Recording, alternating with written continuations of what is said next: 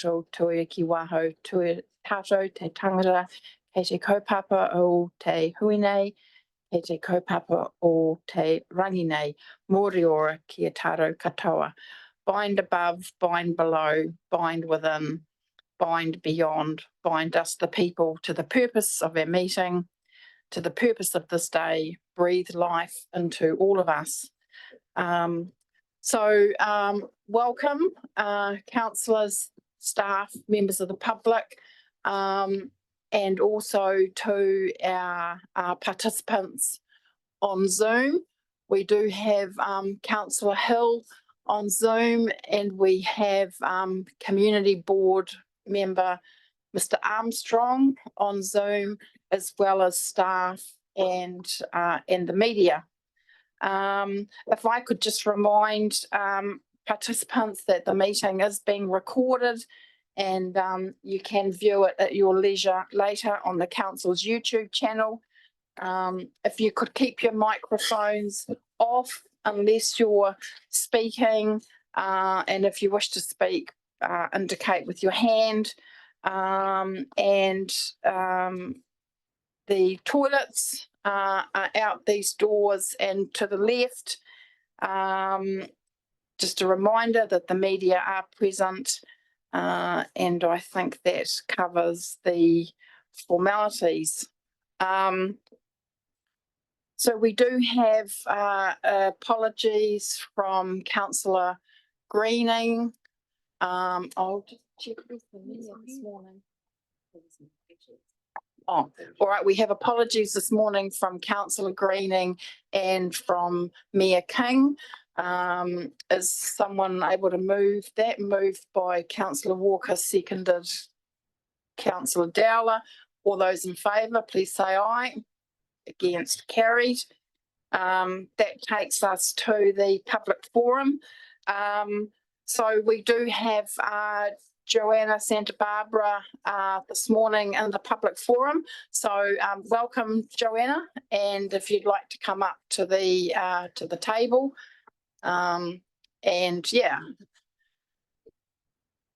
So 5 minutes, or maybe a little bit more, since you're representing a group, and I'll keep track of the time and give you a ding on the bell.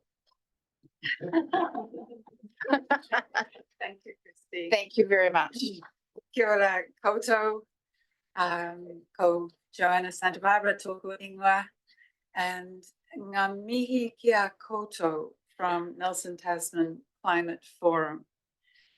We salute you as you stand on the verge of what I think it isn't an exaggeration to say a historic commitment to climate action in the climate strategy and action plan that you'll be deliberating on later today. Of course, we in the forum haven't seen the latest version of the strategy and action plan, but we made a lot of suggestions on the consultation version, and we feel very enthusiastic and hopeful about it. We'll watch eagerly as it unfolds and is implemented, and we'll do all we can to help with its implementation, acting in our sphere.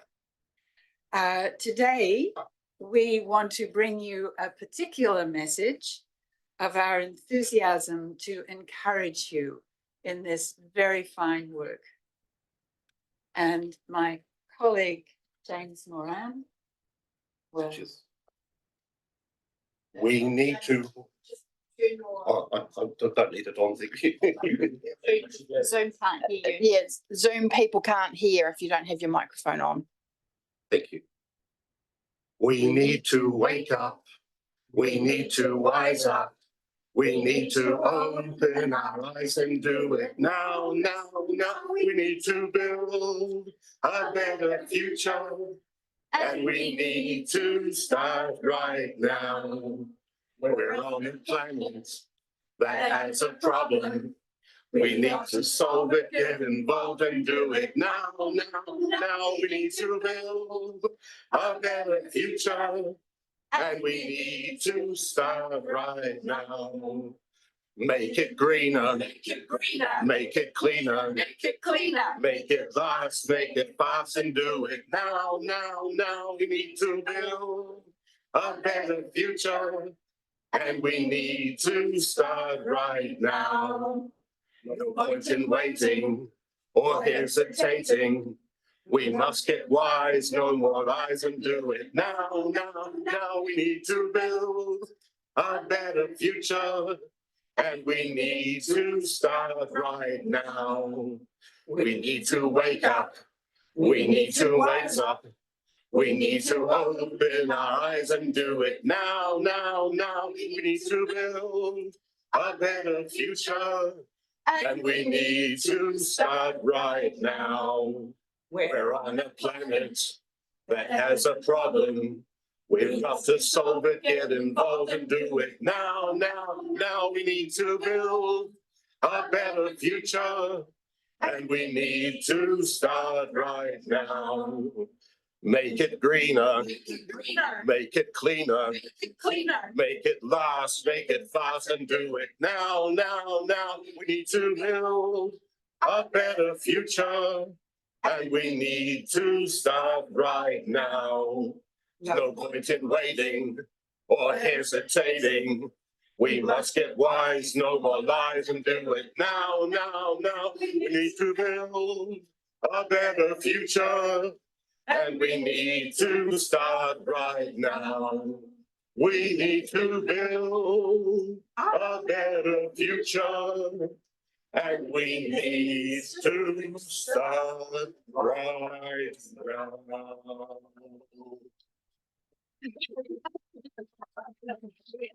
You have our warm wishes for your later deliberations on this matter, and we will eagerly work with you as we move ahead.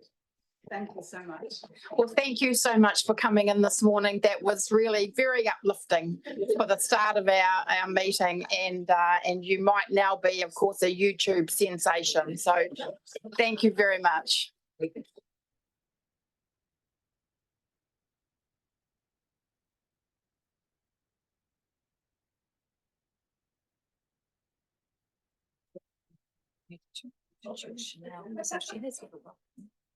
Yeah. Oh, probably won't. All right, so that takes us to declarations of interest. Are there any declarations of interest for this morning's meeting? No, thank you. And we have no late items, which brings us to our confirmation of our minutes of the 16th of May 2024. So is there someone to move that they be a true and correct record? Moved by Councillor Bryant, but you'd like to speak. I would. I just wondered if there's a number of action items attributed to Jamie, if he would be able to just update us where they're at. All right, thank you very much. Is this particularly in relation to Sunday Creek Road? Well, there's yes, there's that and a number two others, which are just the new footpath matrix to councillors and report back on an alternative boat and car parking on Stevens Bay Road. Thank you. Are you able to come up, Jamie, to? Thank you. Morning. I'll try and do these in order. Sunday Creek Road.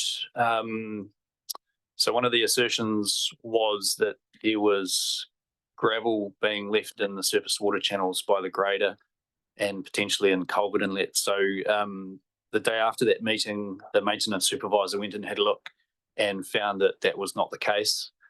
There is a remaining item which I will get to when time allows, to go and inspect the unmaintained section of Sunday Creek Road and just assess the condition of that and report back. The new footpaths matrix, so we're in the process of tidying that up so that all the information is correct. There's about 90 sites in that list. Some of the sites have now been completed. It's been quite good reviewing that list to see how many we've actually ticked off over the last little while. So we just want to circulate that in its correct and complete form. And the third matter was Stevens Bay parking. Yeah. So when we've, I guess, finished considering all of the feedback that we received from the local community who were consulted, that matter will form part of a traffic control devices update. Similar to what you guys signed off last week, and that we bring regularly to the full council meeting. Excellent. Thank you, Madam Chair. Great, thank you very much. Thank you, Jamie. And so those minutes have been moved by Deputy Mayor Bryant. Is there a seconder for those minutes? Seconded by Councillor Maru. All those in favour, please say aye. Against, minutes are carried. Thank you. Just out of interest for members of this committee, there is actually quite a robust system within council for following up on actions from meetings. So I've just had that confirmed to me from Kelsey and the governance group. So really, I'm just letting you know that there is a good process, and that when actions are identified, that the loops do get closed. So thank you. All right, that takes us to our first report, which is the Information Services Activity Report. Chris and Peter, thank you.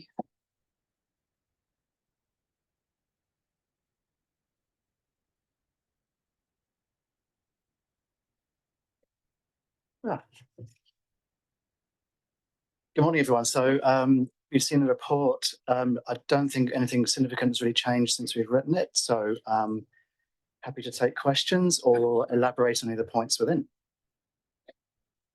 All right, I shall hand it over to the meeting. So any questions for Chris or Peter? Councillor Dakey. Yeah, morning. Thank you through the chair. Great progress on the journey so far with the program. And I'm going to ask this question because I asked it of Steve, and now you take the mantra. So the question is, the background work we're doing is really fantastic and it's tracking along well. When will the public get to feel a change in the forward facing? So by that, later in the report, we have a big issue that shows a lot of requests for finding out about recycle bins. When will we get to the stage where I can go on the website, type in recycle bin, and I go to the right place? So most of this is the various services that we undertake with our residents and ratepayers is covered in the Harakiki CRM, the Customer Relationship Management System. So that began the discovery phase this week. And the discovery phase is where they learn about council and we learn about the company, HCL, that we're working with. That finishes in September. And then we go through the first horizon of work, which is 6 to 9 months. And that is where we build up the base customer system and the first probably quite simple service requests that go through that, and then push them out into live. So we're probably still talking about a year away on that, although we are looking for ways that we can make improvements so we can get some value out of the system prior to that.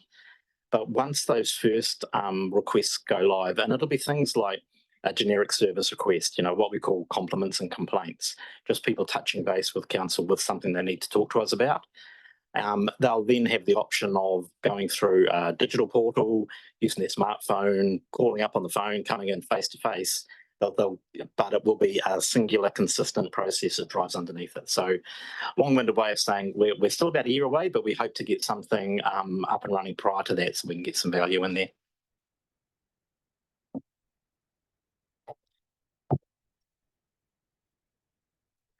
Yeah, no, Chris in the room, yes. Yeah, and also I can add, we've got other work streams. We've got in our data and insights work stream, for example, there'll be some pilot projects starting up within the 6 to 9 month window, and they'll be looking at things like our environmental data and how we can better get that out as well. So things like the flood information or the environmental information around hazards. So that work stream is also going to be doing small projects that will add value in those little things. Deputy Mayor Bryant. Thank you, Madam Chair. Just to follow on from Councillor Dykey's question a little, Peter, just in terms of the information that will be available to councillors, will there be much change under this process, and will there be any training given to how to access that?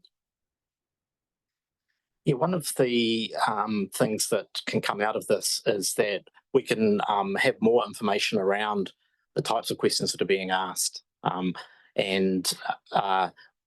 I know other councils operating these sorts of systems have things like a councillor dashboard, so you can actually start to get some visibility into the numbers of questions on certain topics and where things are sitting in terms of responses and things like that. So we'll be looking to do something with that. So it has to be pertinent, and it has to kind of obey Privacy Act and things like that, but it should give you more visibility into what's going on.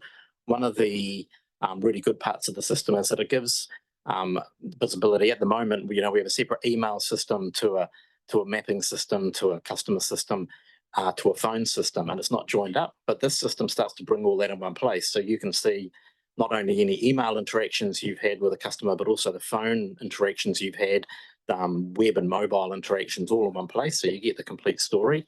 So from our customer service and contact centre team's point of view, they'll be a lot better equipped to sort stuff out at the first instance. But that information, again, can be kind of dashboarded and made available. So you should be able to see more than you've seen in the past. How soon will that be happening? The same rules apply. So it'll be in the next kind of sort of 6 to 12 month period. So as I say, the discovery phase, 3 months, just learning about each other. And then the next stage is standing up the base system. So that's 6 months. So we're talking 9 months. So it's in that 9 to 12 month period that you'll start to see the first actual digital interactions taking place.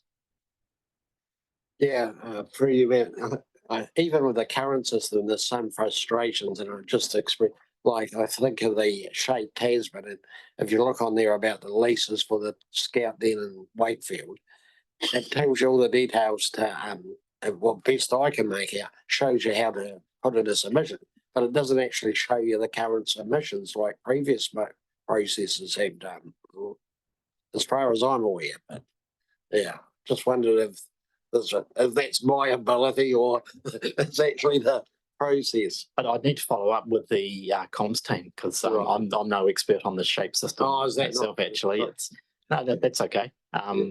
But one of the issues we've got, and one of the things that the digital program is trying to solve, is that we have a lot of separate systems and technology that struggles to talk to each other. So you don't end up with a joined up view of what's going on. So one of the things we're trying to solve through the DIP is to start to bring that together.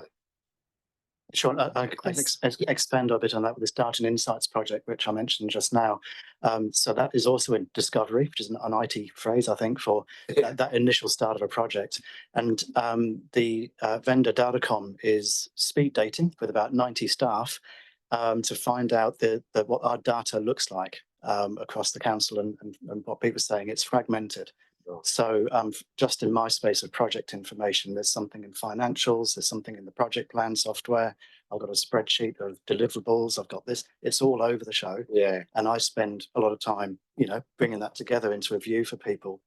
And that's just one example. So what Datacom are doing is doing those interviews to get a picture of what our data landscape looks like. And then we can start improving the governance and management of that, and how we serve that up into ways that you can access it. So it's a huge task, as you can imagine, but that's the journey we're on, that Data and Insights piece. Thanks for the report, information and answers. Thank you, Deputy Mayor Bryant.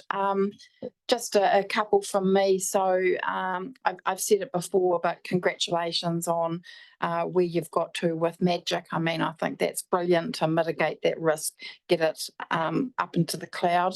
I did just wonder whether, and I guess you might need to be careful, but I see you've identified there's one extreme risk relating to network vulnerabilities identified by a new monitoring tool.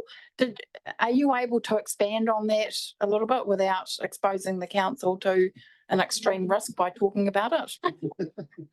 Any councillors who are on the Audit and Risk Committee will probably get a lot more detail from Florian in a few weeks, but the high level view is we've implemented a tool called Tenable as part of our cybersecurity risk and assurance programs within the digital program. And the Tenable system essentially crawls your network and finds out any parts of your laptop that are slightly out of date, you know, the graphic driver or whatever, right through to your network switches, to your servers, to your firewalls. It's a tool that is hugely detailed and expansive, and it'll come back with 16,000 vulnerabilities on your network and advice around, you know, how you fix them and things like that. So most of them are very much like, you know, your screen drive is a little out of date on your laptop. You should update that. We have tools within the team that we're using where we can do mass updates and changes, and we'll be updating your laptops all the time, and you probably don't realize it. That, you know, the software that runs it is just getting, you know, hot fixes and things like that. So it's something that is a challenge for the team, and because we've gone from not having that sort of tool to having that sort of tool, we're at the, oh, you've got this many problems, and then we're knocking off, you know, kind of 1,000 a week or 500 there and 250 here, and so we're getting ourselves every day in a much better place, and we're targeting obviously the higher level ones, the most extreme ones, and then working in the ones that aren't such a major risk. And just to explain how that extreme goes to green or to low risk is the funding within DIP is helping with that backlog of vulnerabilities. So there's a project there which is chowing through those backlogs to get them into something which is more of a normal BAU level. All right, thank you. Councillor Al. Thank you. The Chair's asked my question for me. Thank you very much. But I'm just, can I just extend that slightly further because you've explained it really well for me. Do we have a timeline on when we can expect that we can see it move down that risk scale?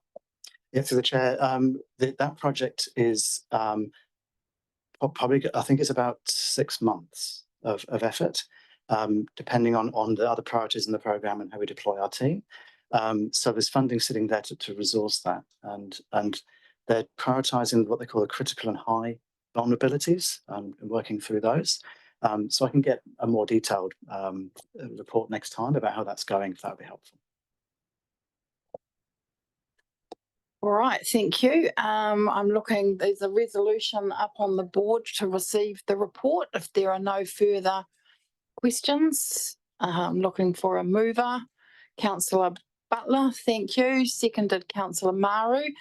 So if there's nothing further, I'll put that resolution. All those in favour, please say aye. Against, carried.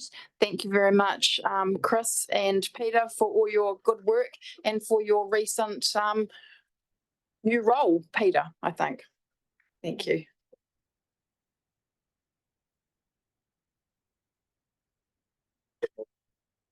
All right, that takes us on to our second report this morning, which is the Community Infrastructure Group Activity Report. And as usual, we will do this report by section. And so the first section will be the management update, and that's over to you, Richard. Thank you. Thank you, Madam Chair. Just want to introduce a couple of new staff that we have engaged in the last, or employed in the last month, or last 6 weeks. As Todd Sherlaw from the back corner over there. So Todd's a wastewater engineer. So he's, water engineer in the wastewater team. And he's replacing Carl Borta. Carl's moved up to the team leader role when Becky left us. So it's a kind of a changing the chairs. And the second person is Marina King. Now, Marina's been with us for a while in a temporary position in the Enterprise Support Officer role, and she's taken that on permanently now. So welcome to Todd and Marina. Thank you. Thank you. Welcome, Todd and Marina. Look forward to seeing you here in the future. It's good to know you know the difference between water and wastewater, Richard. Thank you, Madam Chair. All right. Anything else you want to say in relation to your management update? No, nothing more. One other thing that I could have added in, but it's just a moving feast at the moment. That's the local waters done well process. Most of you are probably aware of that. We have actually convened a team. Jeff Robinson is going to be heading that up again. And we're starting to work through a whole lot of tasks that we're having to look at. The mayor and myself presented to the select committee, finance select committee on Monday in regards to our submission on the bill. Largely our submission was focused around the timing of the water services development plans. We're required to have those in place and signed off by this time next year, 30th of June. Now, if we did that on our own, it'll be a challenge if we went on our own as a council, but if we had to, or if we were looking at working together with other councils like Nelson, Marlborough, maybe Buller, then it's going to be a lot more complicated to align those plans into one plan. So we've requested the select committee to delay that process another 12 months to give us 2 years, because the bill does require us with those water services development plans to consult with our communities. And once you put the consultation, then you probably cut out 3 or 4 months. So we believe it's just too tight a time frame to have those done and signed off by the 30th of June next year. So that was a key part of our submission, and the mayor kind of conveyed that to the select committee on Monday. So I understand a few other councils have said the same thing. So we've got a project team, and Jeff is just on the initial stages now of working it all through, looking at the different tasks, looking at timelines, and probably the next operations committee, I'll be able to give you a better update on what the program is and what the plan is. And by that time, hopefully we've got some legislation in place that we can work against. So thanks for that, Madam Chair. Thank you. Just looking around. All good. I think that will take us to property. So Nick, this is pages 11, page 12. So over to you. Thanks, Nick. Morning, everyone. Through you, Madam Chair, I take the paper as read, and any questions?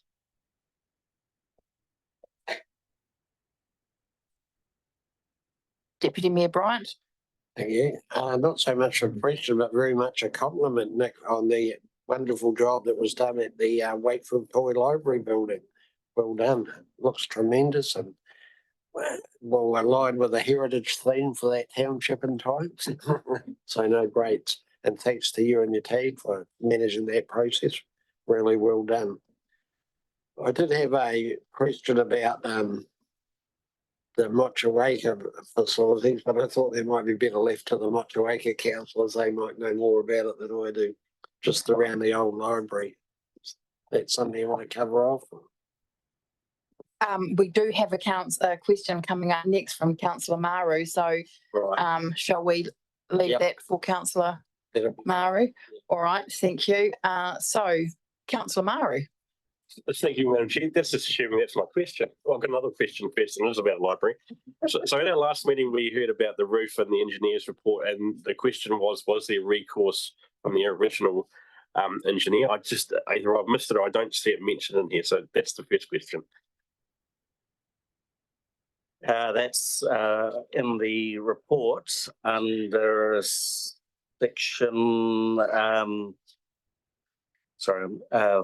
4.14.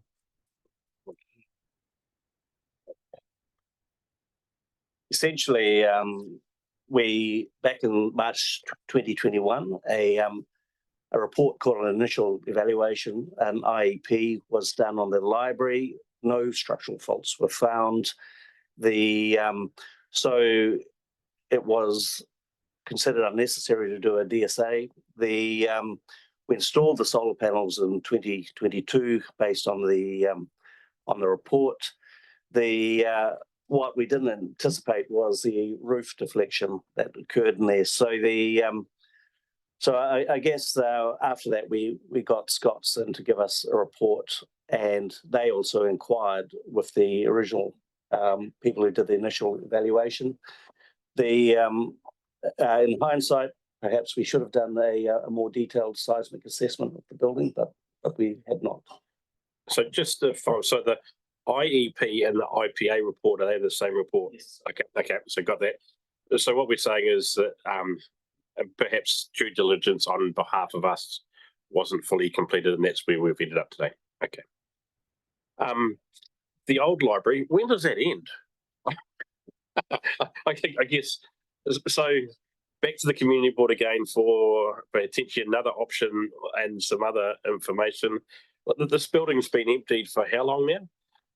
And we will get it in the air every day. There's a building empty, there's community that think they have a need for it, that want it. This can't go on forever, and it seems like it's going on forever. And I think that might have been the question that perhaps Deputy Mayor Brian thought was going to be asked. So when is the end and a formal paper to council coming?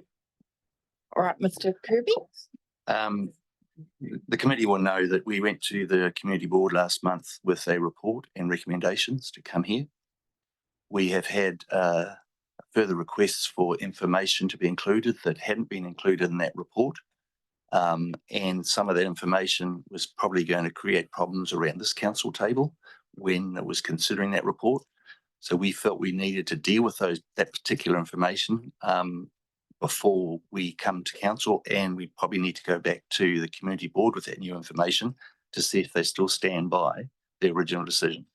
I think one of the challenges here is the community board members themselves. The three councillors abstained from that discussion, and understand that the three councillors may have a different view to the community boards, and those are the things we want to get across the line so that we get all the I's dotted and T's crossed before we bring the report back. I think it was going to be just indulge you for one more, Madam Chair. So I guess, can the report be full? Because I understand that there was another option that wasn't presented to the community board at the last board meeting. So can it be full? And I'm really interested in terms of some formal feedback from Motueka staff in terms of their desire in terms of new accommodation or not, existing site, new site. Because can we just have a full report so we don't keep having questions? And then hopefully post the next community board will be straight on the council's table, I'm assuming. I suppose the challenge is that when we do a report, we think we've got all the information. It goes up and then more things are raised, and the community or even councillors want that information included as well. So we're back again to revisit the report and include that information. So we're finding at the moment that every time we do a report, there's more information. Some people don't agree with it. We think, well, now how are we actually going to negotiate all this? Because the last thing you want is for us to come to a report, gets thrown out, and everything thrown up in the air again. We're trying to get the certainty before you make a final decision. Thank you, Mr. Cooper. Maybe this is just a comment. So perhaps not today, but on a Thursday near us soon, we workshop with the Motueka Ward councillors the report before it goes to the community board, because it would be likely that we will abstain again, so we can have the debate and the non-biased vote around the council table. But so there is no surprises. So I'm happy to be part of that workshop, and I'm sure my fellow ward councillors would also be happy to have that. And I'm happy to consider that through you, Madam Chair. You will recall we did have a workshop and a confidential discussion about that report prior to putting it to the community board, and we thought we had it lined up. But then when we came and did it, three councillors obtained, more information's come to light since then, more opinions have come to light since then. Oh, well, if we take this to council, it's going to end up going back and being revisited again. So we want to short circuit that, go back and flush all those out and get a final report back to you. Thank you very much. Councillor Shellcrest. Yeah, through the chair. Mine's on the Wakefield Toy Library as well. Obviously, it's been a great job done, and I think it's a big thanks from the Wakefield community. Went in there at the start. She was a pretty rundown old building, and now it's desperately transformed. Sort of halfway there. There's still a bit more to do, but lots of groups really excited about that space, and yeah, just a real big thanks from the whole Wakefield community. Thank you, Councillor Shellcrest. Councillor Butler. Thank you, through you, Madam Chair. Yeah, I just wanted to ask about the new solar system that you're planning to put on the Tākuka Library. Is that going to be one of these systems where it gives back to the community, or similar to what the Motueka system is on the Motueka Library? I mean, I know there's just a whole lot of variations of types of, solar systems now, how they work, and We have the ability to charge back surplus power, but it's unlikely there will be surplus power with the library. So the power will simply go to running the library. Yes. So Yep. it'll be reduce our Costs. electricity Yep, bills. quite considerably. Okay, thanks. But just an observation, I guess, from the report, Nick. I mean, I think it's really good to see that you've reduced the vehicle fleet, that's being able to be sustained, and the council can still conduct its business. We're seeing the fuel savings come through in terms of the types of vehicles that you're choosing. We're seeing progress in terms of the accommodation, being able to relinquish leases and make those savings. So it feels to me, accountants don't normally have feelings, but it feels to me as though actually some of the benefits from the work we're doing are finally starting to flow through. So I think that's a really good news story. Thank you. Councillor Walker. Yeah, thank you. Through you, Chair. I'm sure that Councillor Mayling's going to ask my housing questions. I'll leave that for you. Staff, can we just get a spelling check on property infrastructure 4.4? Claire Hutt doesn't have a Y on the end of her name. Thanks. Apologies for that. All right. Any other questions? Member, I asked. Yeah. Yeah. I've got a question. Oh, you've got a question, Councillor Mayling. Just in terms of the car parking, I see we've got 10 less vehicles and we've got additional car parking on the other side of, this is not Oxford, it's Wensley here. And I see staff are using a car park that used to be for vehicles. I don't think it's a requirement for us to provide car parks. So might that be one of our surplus pieces of land in time? The one in Oxford Street? Yes, potentially. Well, I understand there was some interest in the past in that piece of land.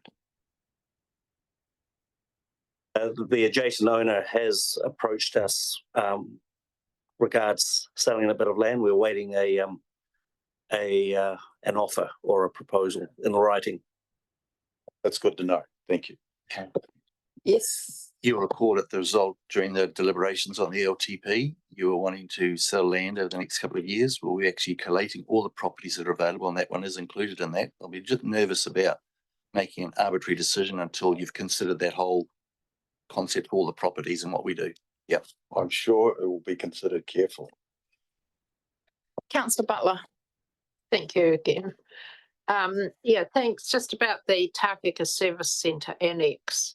And the reason for us actually doing this goes a wee way back, doesn't it? And so it would be just good to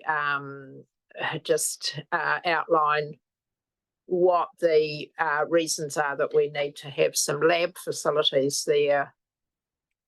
Is that in relation to the water conservation order and having to do our water testing, or actually what was the justification for the annex for having a lab? I know Rob's back there. Through you, Madam Chair, that area has been vacant since 2015. I'm sure my colleague here will tell you that the conditions that they were using in the garage at the back of the service centre was unacceptable. They are expecting a lot more work with regulation changes. It seemed like it is a much better use of that working space. All right. Thank you. I'm just looking to see if there are any more questions for Nick. And if not, we will move on to the program delivery update with Russell. Thank you, Russell. So this covers pages 19 through to 47, councillors. Thank you. I'll take the report as read. Just one comment. We continue to work on how we present our projects to the community and council. And we've start the way that we do our reporting with programs. We have a number of programs. We've got about $90 million project work that's rolled up into various programs, and most of those programs have external funding. And pleased to say they're all on track to deliver. We've got a good record with our funders in delivering. And I'll take questions on any particular project or program. Thank you, Russell. Any questions for Russell? Councillor Kinmonth. Thank you, through the chair. I'd like to congratulate you on the program. I do like the traffic light system now that's been fully explained to me. And also I do like the comment column on the far right hand side. It is a huge step forward for me to understand what you're doing. So please keep up the great work. Thank you. Deputy Mayor Bryant. Russell and team, just two in relation to Wakefield. Firstly, the Brightwater to Wakefield wastewater and water main. I take it that's just waiting for approval for funding, and then you'll be starting on that. It is. Continue. Yeah. I'm not sure. Have you got a route for that pipeline? And are you able to say in public meeting or not? Yes. Or is that still work to be done? I can say in this report, there is a new program called the Richmond to Wakefield Infrastructure Program. And we are currently into the investigations on route, sizes of pipes, and exactly what we're doing. Because it's a key project for us. But it has formally started, and we're finalising investigations, which include which routes we take. But of course, it's subject to us signing off this afternoon, I understand, the funding for it, yes. And funding is on the long-term plan. Yes, yeah. And physical works likely to start? You may start in 2 years. Right.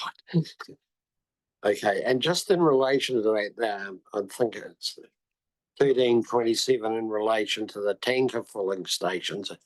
Once again, this is in Motueka, Richmond and Wakefield. There seems to be quite a jump in that price. And is that all related to the upgrade of the water in Wakefield? The tanker stations come as a unit. They're actually built off-site, delivered to site and plugged in. We have some land issues with Wakefield, and Mike could probably comment on that. Right. I understand, Madam Chair, I understand the question is about the price of the water? Or not so much the price of the water, just the increase is 300, looks like it's 300K. Which, and we're doing this pipe upgrade to Wakefield, so.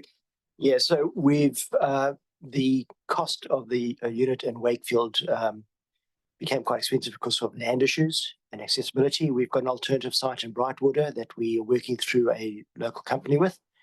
But yeah, we're still going to have to work through some land issues and consenting issues to get access there, because we're going to need some private land to set it up. And so on the other two sites, it's on road reserve and or our own site, so it's been easier to access.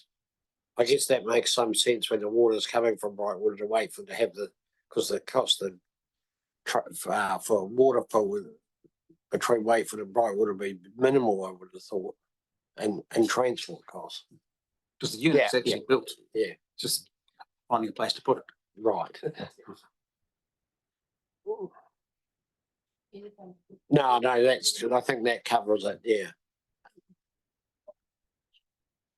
Thank you. Through Madam Chair, the LTP has funding in years 3, 4 and 5, I believe, for the reticulation upgrades between here and Wakefield. I've said to the team to work through the designs now, and if we can get that started early, we'll probably be coming back to you at some point and pulling that forward and perhaps deferring other projects. So it's a timing issue. We realise it's really quite important on that growth side of it. So we are aware that the funding has been delayed for 2 or 3 years. But as you know, the pressure's on for the services out there, and if we need to bring it forward, we'll be coming back to you about that at a later time. Put that comment, thank you, because that was some of the reason behind the question. There is a priority to get it to Wakefield. Correct. Otherwise it becomes limiting for a number of things. Yep. For both those services. Yeah, through you, Madam Chair. So that also ties in with having to bring forward, and so we've already installed the new boards at Clover Road, because of course we need the new source to be able to supply it at the higher levels. And the water quality is significantly better at the new site than the existing Brightwater bore site. So we'll want to bring forward that pipeline from the Clover Road bores through to the treatment plant as well. Thank you. Councillor Maru. Thank you, Madam Chair. Just 1144, so the Motueka Recreation Centre water project. So is that project now a $1.6 million project? So is it an extra 547,000? I'm just trying to get the note and the budget line in my head right. Yes, it has been evolving in terms of what we do.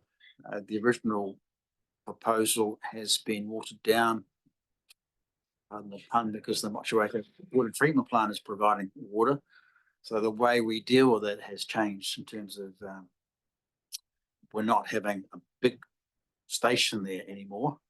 And we still need to find some ways to provide firefighting water at the site, and also an emergency backup water supply, which would be a boiled water nodes for use if we're not going to treat it. Right. As initially planned. So we're scaling it back. So we're scaling it back, or it's saying there's not enough budget and there's another $500,000 in the long-term plan. So is the project cost under $1 million or $1.5 million? That's what I'm confused about. The scope we have, we're considering expanding it in terms of larger tanks, if I'm correct, Mike?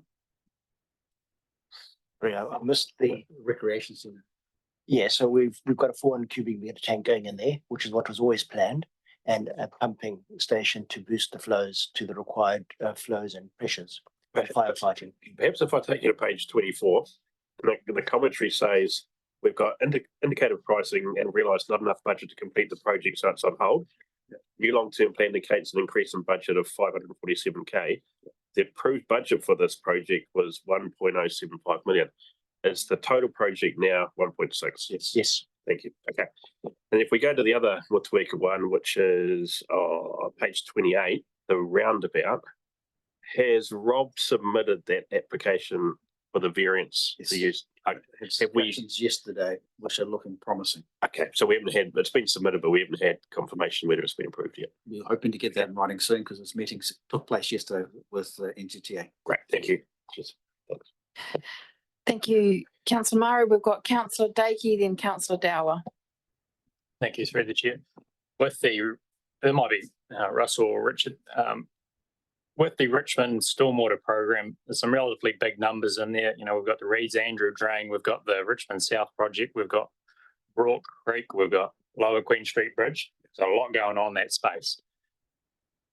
As a governance side, how do we get a picture of the priority and where you're at with reviewing the project? When was the last time you stepped back and said, is this now relevant? Is that relevant? Because we're very separate from that.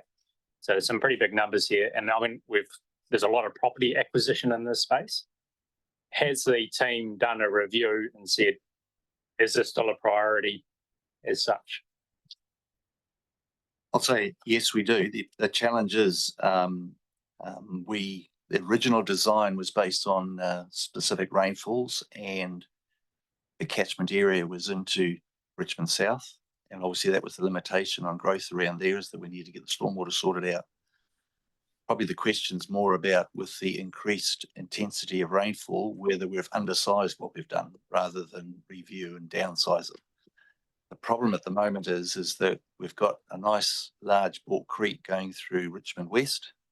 We've got a restriction in Lower Queen Street at the moment, so that needs to be dealt with.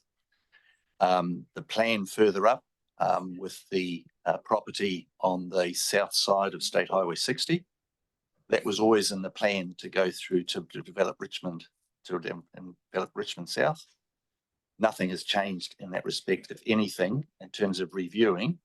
The priority side of it at the moment, we're purchasing the land because in the long term, if we don't even develop that, then We don't need to, but it's there so that we can develop it in the future. So it's more about timing as opposed to whether we need to do it or not. So we're constantly reviewing that. So the land that we're about to purchase on the South Street side of State Highway 60, the plan at this stage is to go ahead with the State Highway 60 bridge, and the program for doing the works on that particular bit of land's not for another 3 or 4 years, I understand. But then again, the timing of that will determined by the pressure on development in Richmond South, which is in the current future development strategy. So if the pressure comes on Richmond South, the pressure comes on to us to invest in that. So I hope that answers your question. But in terms of downsizing or anything like that, it's very unlikely in the stormwater space we're going to be downsizing. If anything, there's probably a greater risk of undersizing. That was really going to be my question: is have we stepped back and said what we're doing is adequate, and what we're doing is it prioritised for preventing the big issues that might occur first? So, I mean, it sounds like you are. Sounds like you've thought of that. And I guess that's really the question: is just step back and say, did an initial plan? Does it still fit what the development looks like? So, thank you. Did you want to make a comment, Mike? Yes, Madam Chair, I would. With these projects of these sort of scales, it's same with the Waimea Plains Water Plan, the Wastewater Plan, and the Stormwater. We have quite a large project team, and we have a number of gates that we go through for the project that Russell's team runs, and we have sign-off points. But not only that, we, as a team of the scale, or the projects of this sort of scale, we have working groups with the project manager and his team that work with him, as well as my team on the operational side, and we have Dwayne Fletcher's strategy and planning team, and we will meet through the course of the project just to review where things are at, and especially coming up to each annual plan, confirming that it's still appropriate what we're doing. Good question, Councillor Dakey. Thank you. Councillor Dowler, then Councillor Mayling, and then Councillor Hill. Thanks, Madam Chair. I've got 3 questions. Russell and Mike will probably answer the first 2, and Jamie the last one, hopefully. First one is about the Monterey Centre, the new water thing there. So that's a tank on site, huge tank on site, and pump water into it, and then when the tank is full, it sucks water out of there and makes it all good. Is that still the plan? Through you, Madam Chair, yes, it is. So the idea is to fill it up overnight at load times, and to make sure it's full for the next day operation, and it's also for a backup firefighting supply. So the programmed water table and sea level influxes prevented us putting the pool there. That won't affect this site for this reason that you're putting it there at all? And no, I guess it'd be a better option if with sea level rise happens and we have salinity issues, we won't be relying on that bore anymore. And it's all above ground, so we don't need to worry about groundwater levels. I have enough line conversation about that bore later on with you. Number 2, the Waka 2 development and the pump station that's written in there, the commentary, you're waiting on a decision from them. Have you put a date that the decision was required? We would like to. We have not got much control. Waka 2 need to decide what they're going to do. So, and which determines the size of the pump station, and we've yet to get confirmation from them where they want to put it. It's their land. Understand that. They haven't made a decision on where to put it, and they haven't made a decision on the size of their subdivision, which means we can't actually design pump stations. We have to know its capacity.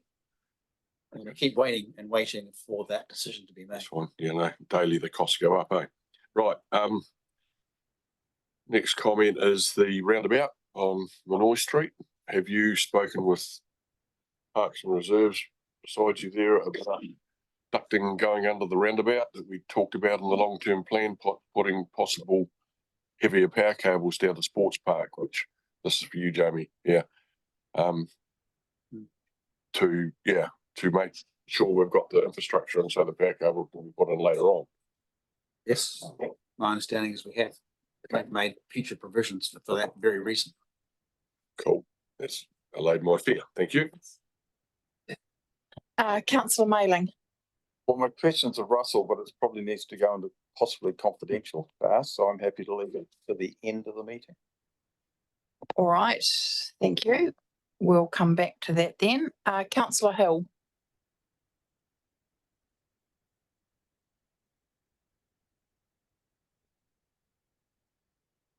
Councillor Hill.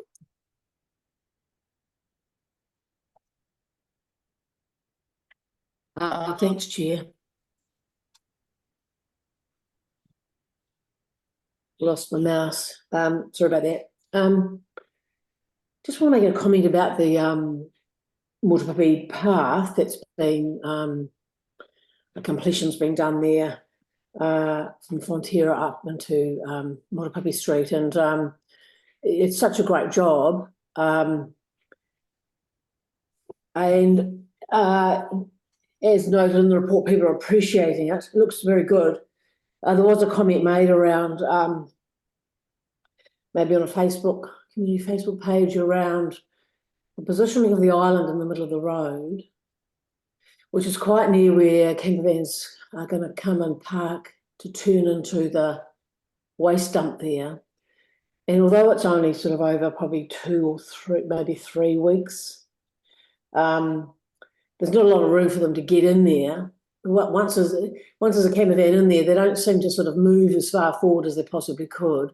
And so you end up with one in there and maybe 1.5, and then a couple of people parked out on the road. Actually, it happened quite a lot through that time. Anyway, the comment on the page was from a resident saying, you put the island right where those vans are going to be, and people just have to queue in behind and wait because you can't pull out and pass. Anyway, I don't know what we think about that. But also in terms of the path, it looks so good, and I just hope we can keep on top of the spraying and keep it looking good. So what we've tended to do with the path right through to Pohara is we've tended to wait until the weeds get really, really long, overgrown, 3/4 of a metre high, leaning into the path, and we eventually mow it.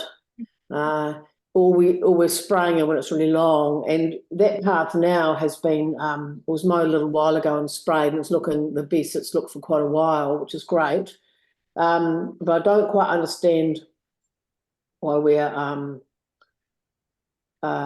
wait for things to get so overgrown before attending to it, because I thought it would be sort of economical just to whack a few small weeds. Anyway, just some general comments around that. But I know that as a part of the Matapipi path being done, I think we went under budget a bit there. And I spoke with Robert Dick about, and perhaps Richard too, about the end of Meihana Street, where Meihana comes into the intersection heading towards Pohara, and we sort of had our footpath just ending in weeds, really.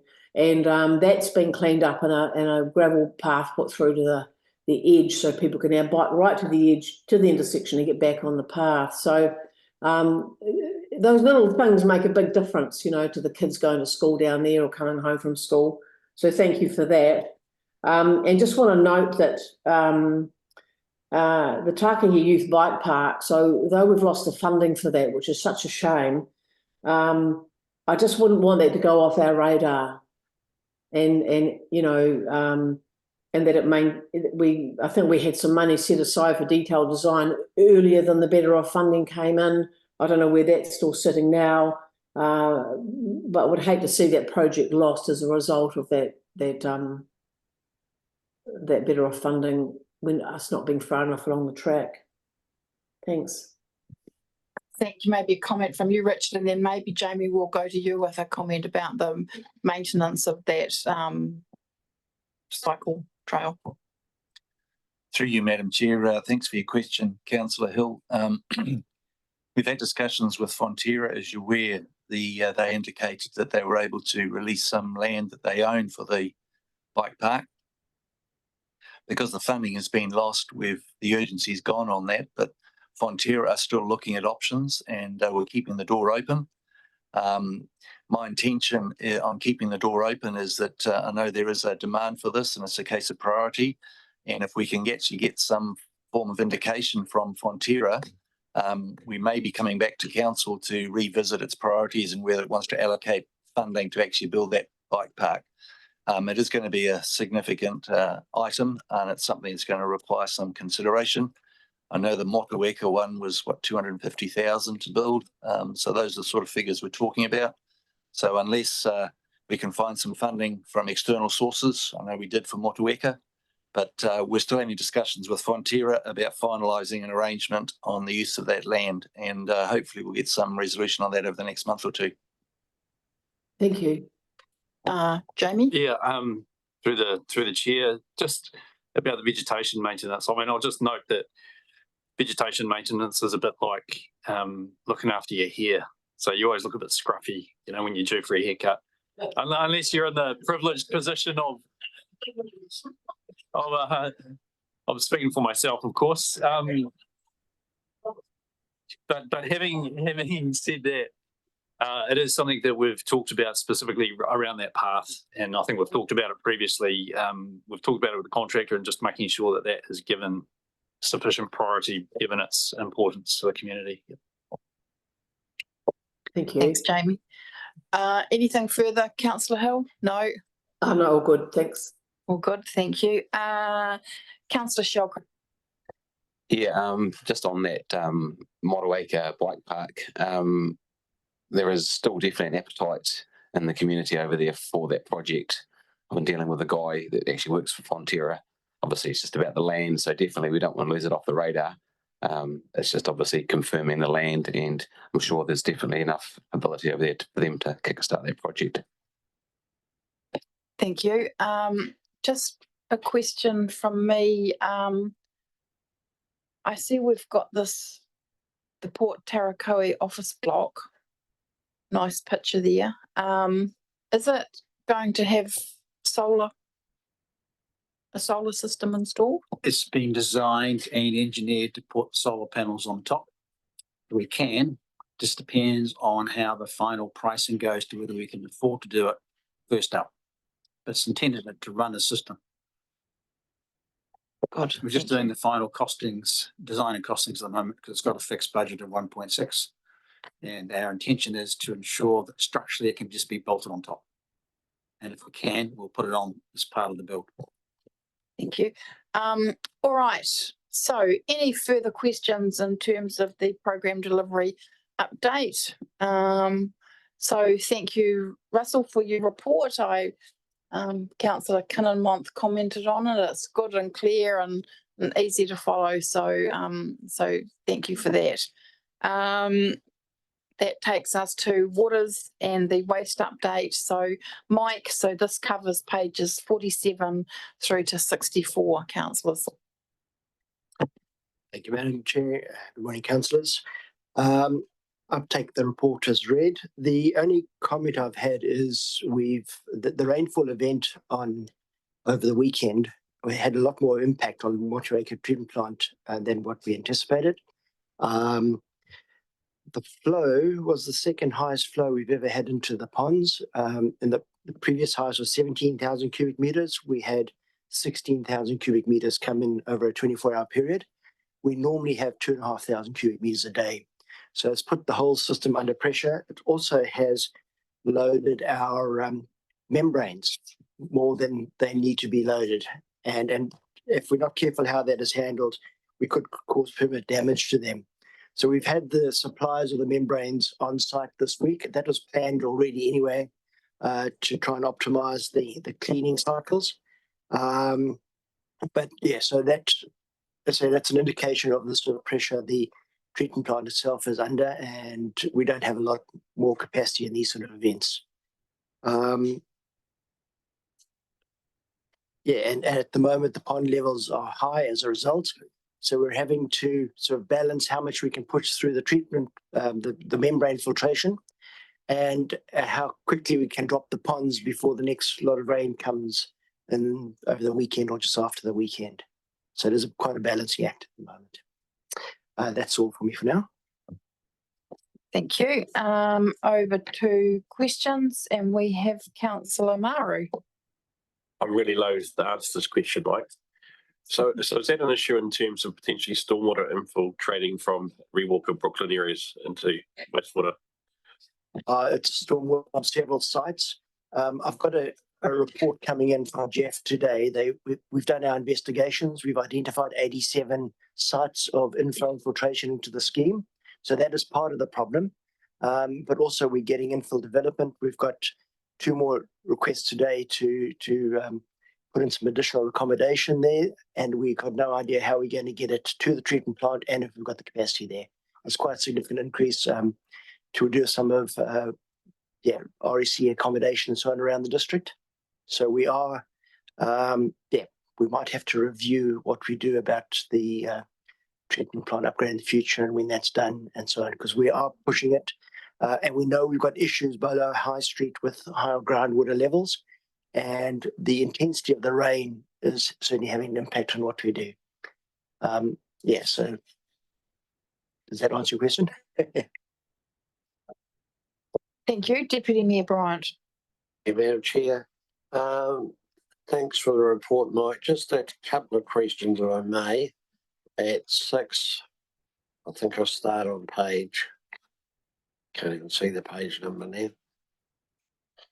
now. 54, just in relation to the Pitfield Road burst main. And firstly, so just in relation to that, was that replaced as part, the area around where the main burst, was that replaced as part of the Pitfield Road upgrade? No, I think which the Pitfield Road, most of that right through to Edward Street has been replaced. This was that freeway valve on the corner. Yeah, so that wasn't actually Pitfield Road. That was the corner of Edward and Trayton. Yeah. Okay, so it wasn't. So it's the old part, yeah, because from Pitfield Road back to the highway is still the original AC. Yep. Right. Was that scheduled to be upgraded at any time? Well, like the rest of those, it wasn't, no. So it's something we're going to have to review. But of course, we've got a number of other areas that have still got the old blue route that are our priority at the moment, particularly around Mapua and so on. Right. So we're going to have to make a decision on how bad that is. So we might have to do some investigation to the actual condition of that line. Because the Pitfield Road, Century Road is all complete now, isn't it? Yeah, all done. So, any further work in the Wakefield area scheduled into next year? Off the top of my head, I don't think so. Yeah. Okay, and then just in relation to the burst water main in Murchison, was that related to the upgrade work that was happening there as well, or was that separate? Yeah, the upgrade work is. So yeah, it seems a little weird, and I did see some machinery operated one day when I was there on the road up to the water tanks, and I wondered if they would actually damage the pipe or putting it in, to be fair. I don't believe so, because a lot of that stuff was shut down when we did the changeover and so on. So they would have balanced the pressures that were going through the rest of the tanks, the rest of the pipelines. Yeah. Right. So is that project in Murchison now complete, or? Yes, it's been connected, and the reservoir has been feeding the for the past week. So that was done, a while ago now. It was last week sometime, I think it was completed. Oh, well, it's not a long time at council terms.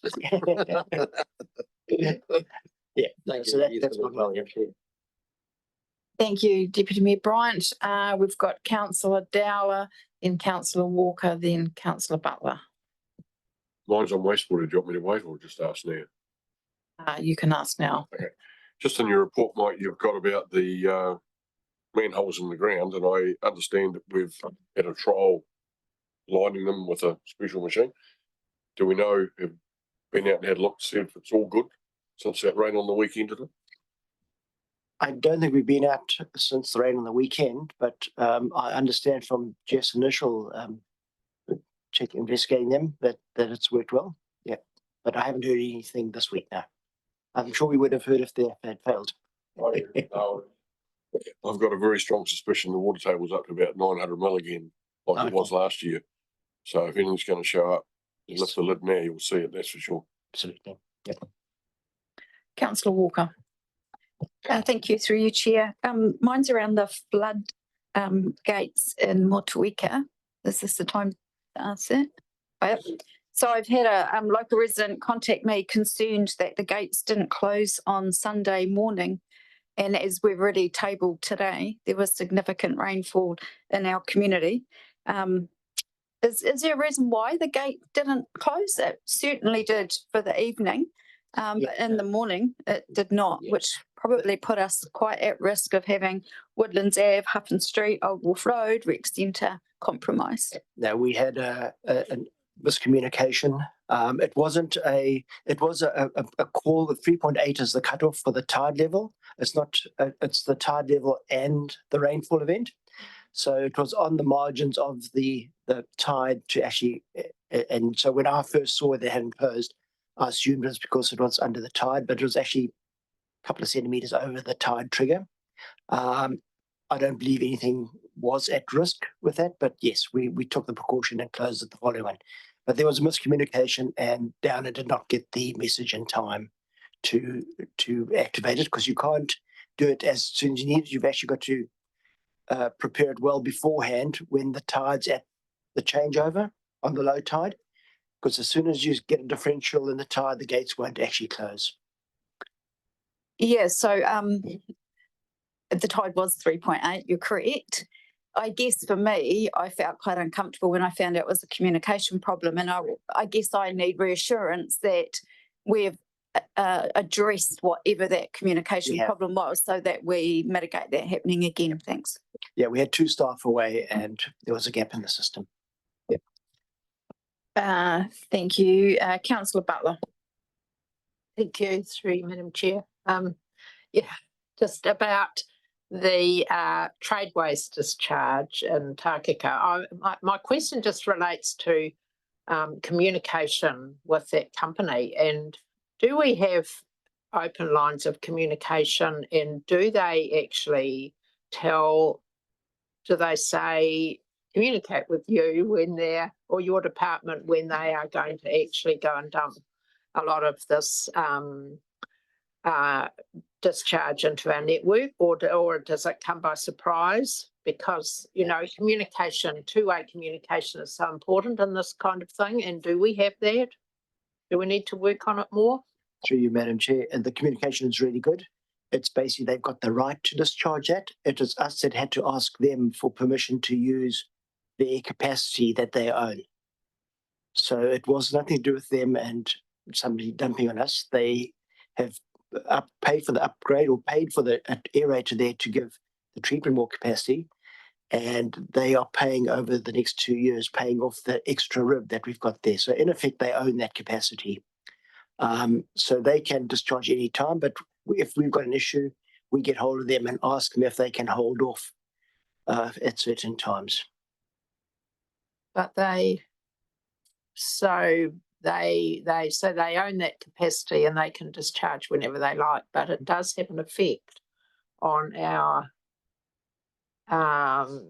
system. So yeah. Oh well, if that's the arrangement, then yep. No, the community. I mean, we do keep in contact about what's going on, but we expect them to be using that capacity through their peak season. So it's up to us to negotiate with them if we need to hold back. Yeah. Councillor Kinnan-Mont. Thank you. Through the chair, and following on from Deputy Mayor Brian's comments, the burst water pipes that we've been having around in the Wakefield and Murchison area, they're normally caused by pressure fluctuations, as you said. So do we have soft start motors on the pumps, so the pumps ramp up, so there's not this all of a sudden a whack going down the pipes? We have variable speed drives, which slowly ramp up and close. We have slow opening and closing valves. And we also have, since Carl Wood has come on board, he's got a lot of experience from Cape Town of pressure zone management.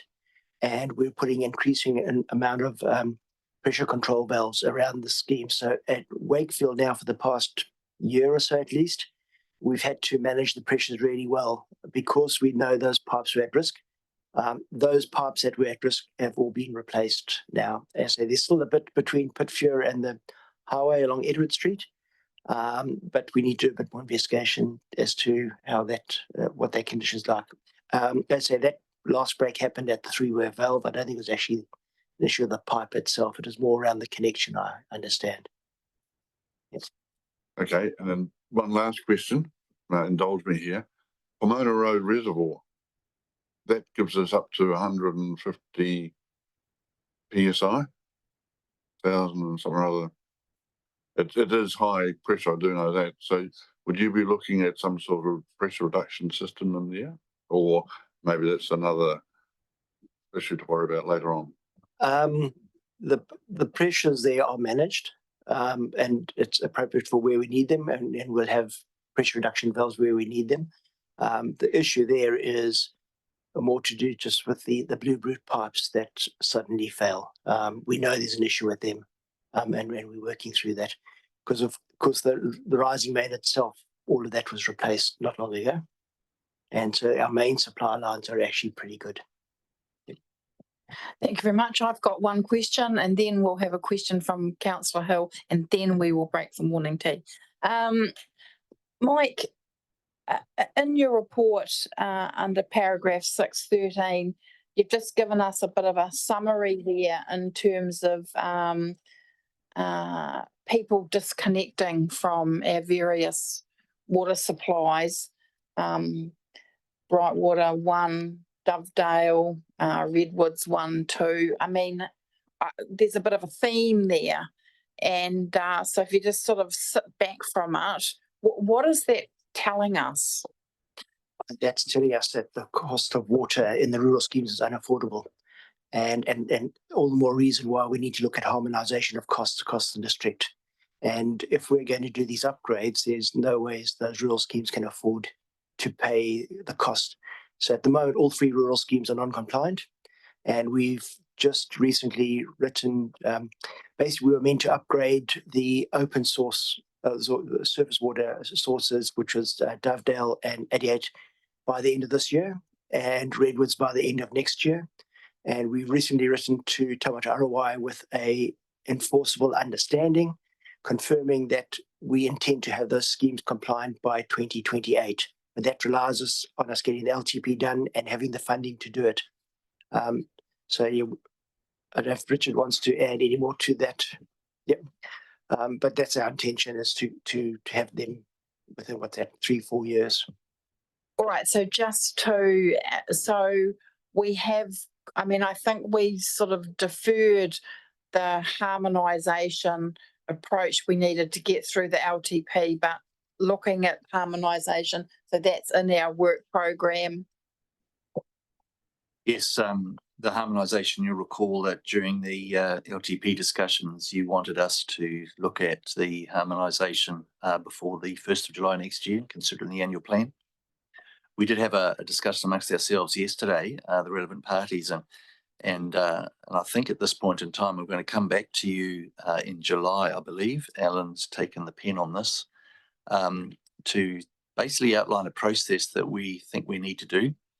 Given the fact that Local Waters Done Well is sitting in the wings, we want to dovetail this petite piece of work as a subset of the Local Waters Done Well, because whatever decision you make here is going to have to be carried forward into whatever entities developed.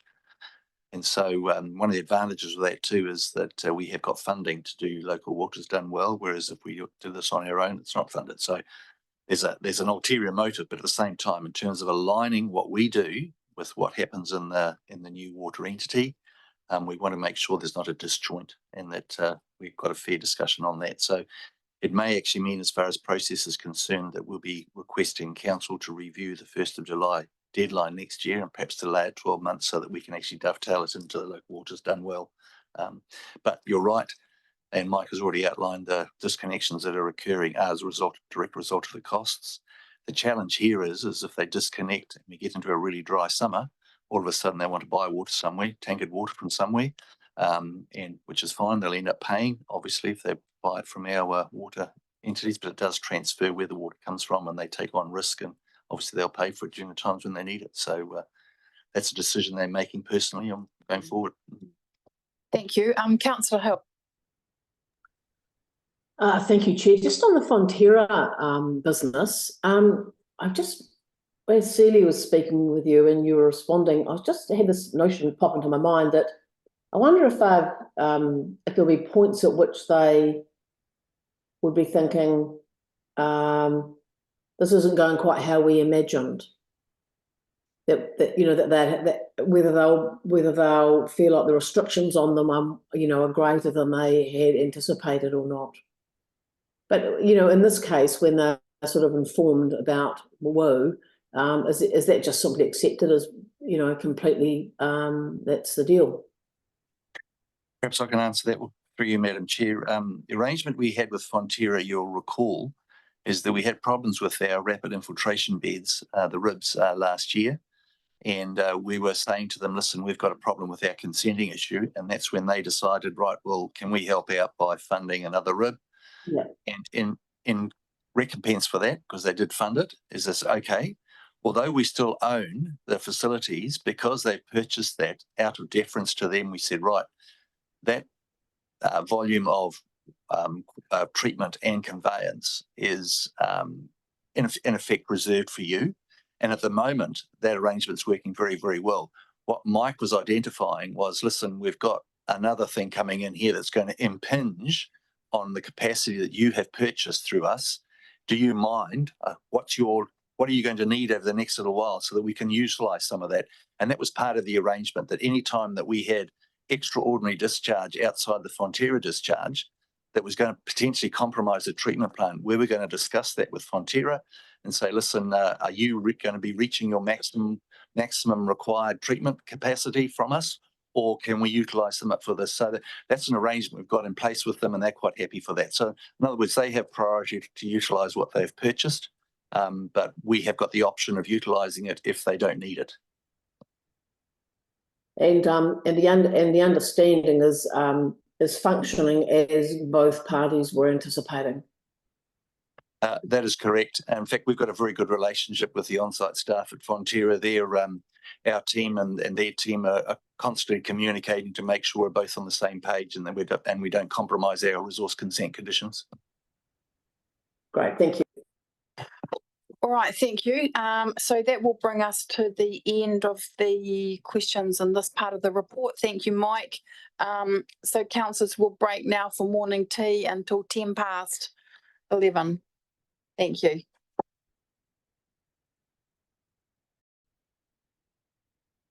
Yeah.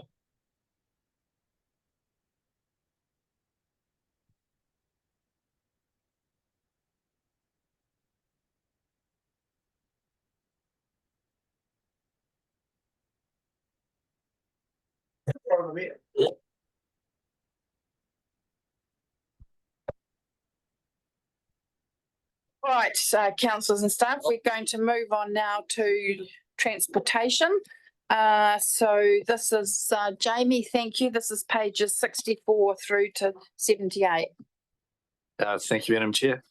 The only thing I'll add that I don't think made it into the report, but is kind of subsequent good news, is that we've finally managed to secure land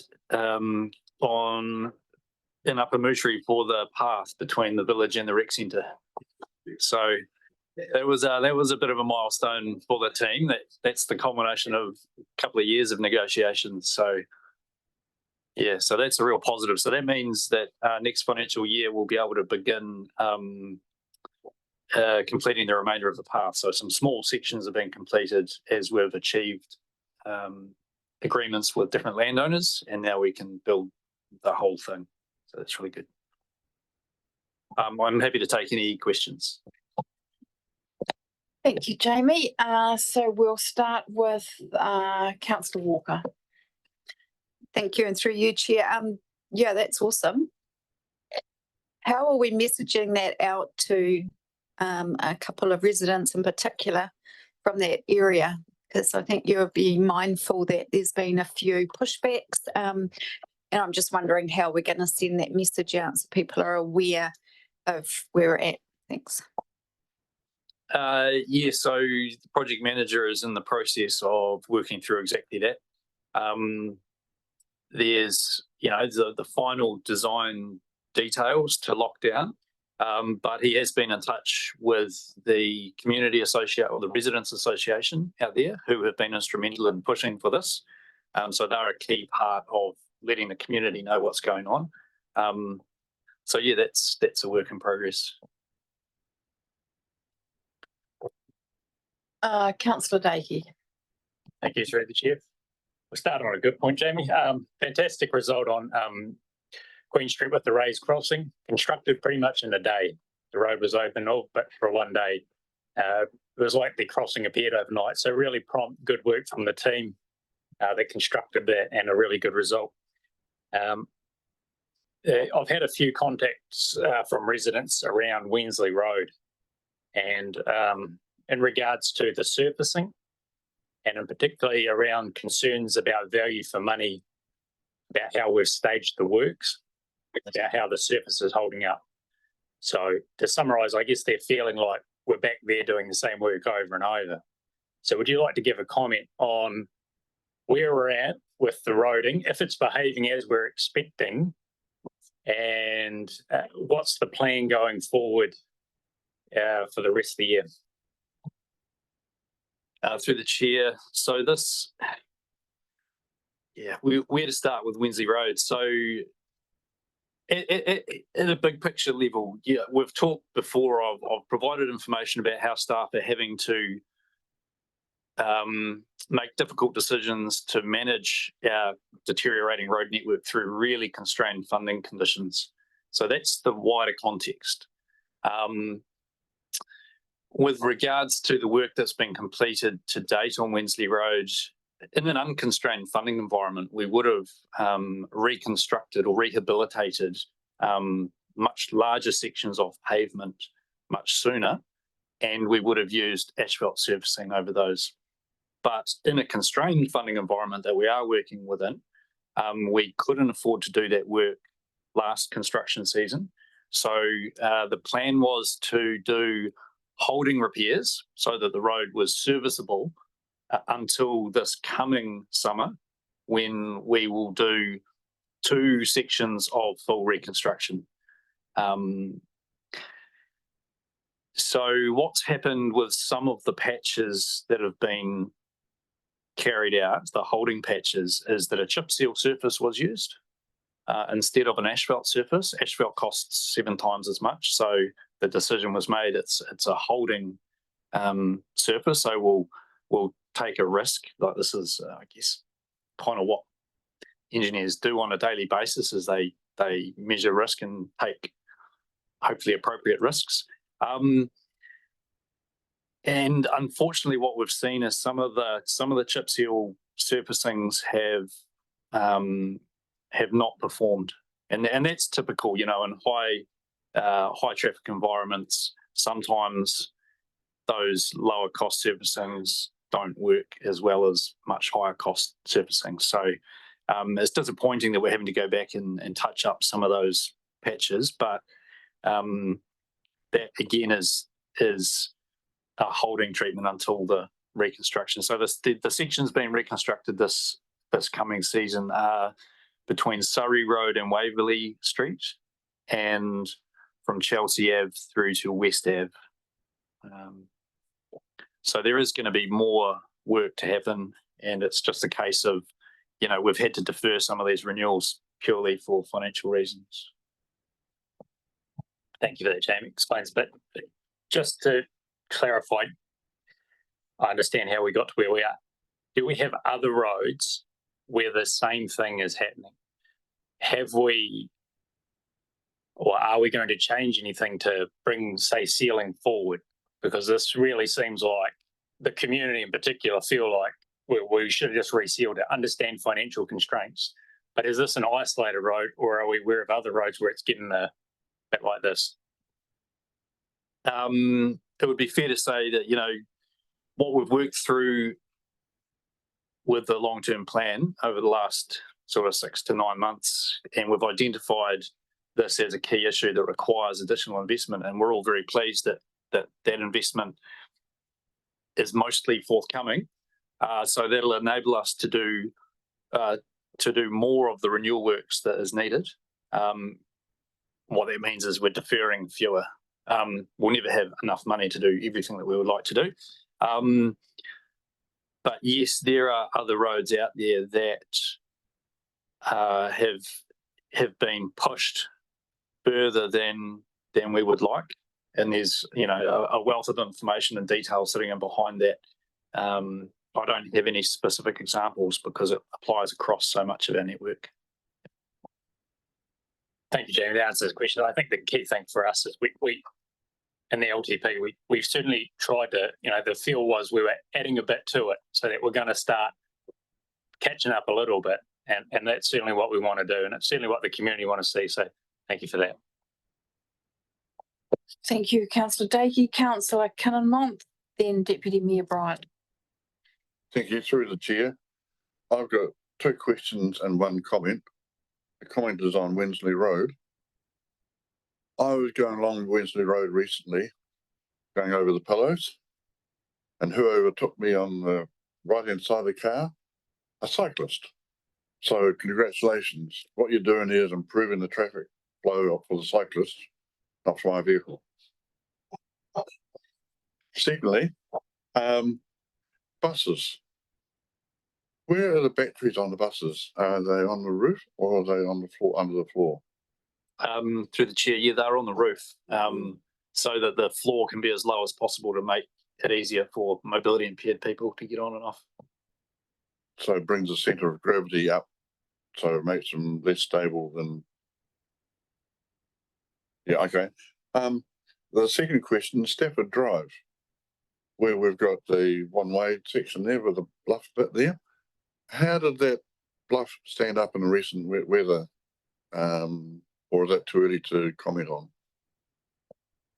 Through the chair, I'm not aware of any significant movements with that, which is a shame because we are waiting for something more significant to happen so that the risk will reduce. So at the moment, the risk is of a large chunk of that cliff collapsing, and that's why it is still 1 lane. Deputy Mayor Bryant, then Councillor Ellis. Thank you, Madam Chair. Jamie, just firstly, a comment,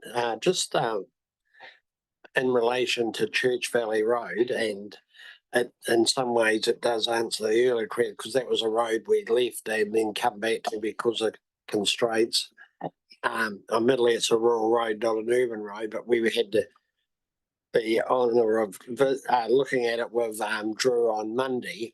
And it's amazing the job they've done there with the new GPS grader, getting the levels right. It's a huge quantum leap forward to what it was previously, where how rough it was. So well done. And I do wonder about Wensley Road, if it's just a matter of some communication, because I think, as you've said, you're scheduled to seal it next year. If people knew that, they would possibly accept that. So. And then there would just be other comment in relation to the cycle trail. I think that's good work there, but at some stage, and I know I've rabbited on about this before, coming back to the off-road section at Tapua Batten Road, aren't we? Where we would have the agreement of private landowners to put that cycleway off-road. Through the chair, I mean, with regards to putting that section of cycleway off-road, it does come down to funding, and it's the highest priority for realigning the Great Tash Trail was the Holt Valley to Waiheke section, so that's the higher priority in the LTP. And everything else will kind of come after that. I accept that. Yeah. And then just further, just congratulations to Jenna for the work she's done, particularly with the driver reviver and the young people training at Rabbit Island.